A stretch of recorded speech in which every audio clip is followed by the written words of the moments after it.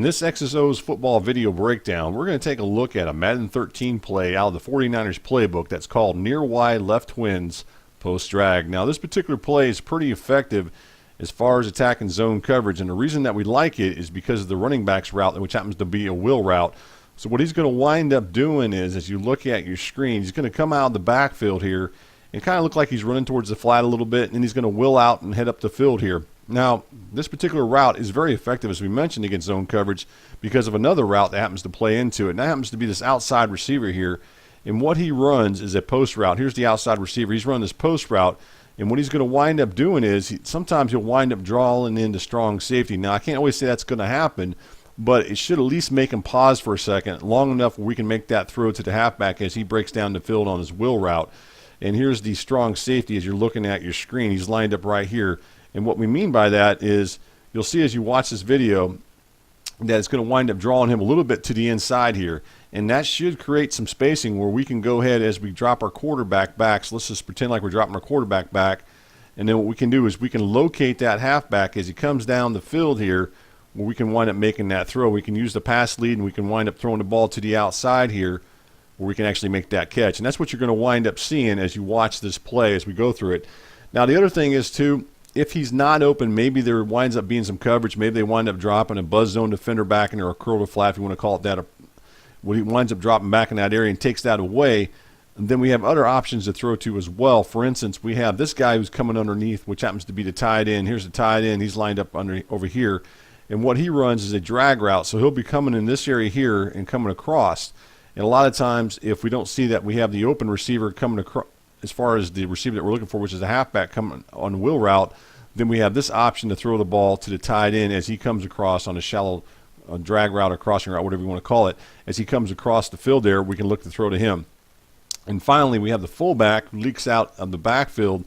And here's the fullback. He's going to leak out over here on his delayed flat route over here towards the left. And he may be an option as well, just in case there's nothing else open, then we have that option. One other thing I want to mention that we talked about a little bit earlier is about that receivers running that post route.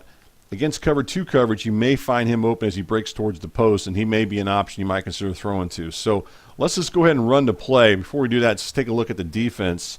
And you're going to notice it's a cover 6 defense. So to me, cover 6s are a little bit harder to attack because you don't always know where the coverage is going to be as far as the deep coverage. And sometimes a play that you might think does well against cover 2 may not attack the cover 4 coverage.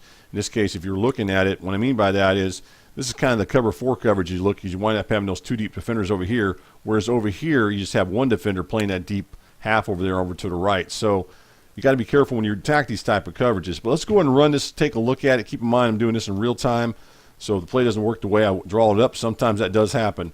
And you wind up throwing the ball over there and you wind up making that throw there, and he winds up completing it for a nice gain. So certainly a play that you can certainly attack this type of coverage with. Cover 2 in particular, even cover 3 might be an option to go ahead and throw the ball to that halfback. And as I said before, if he's not open, then what you want to do is you want to go ahead and look to go ahead and throw the ball underneath, possibly to the tight end who's running that drag route or shallow crossing route as he comes across.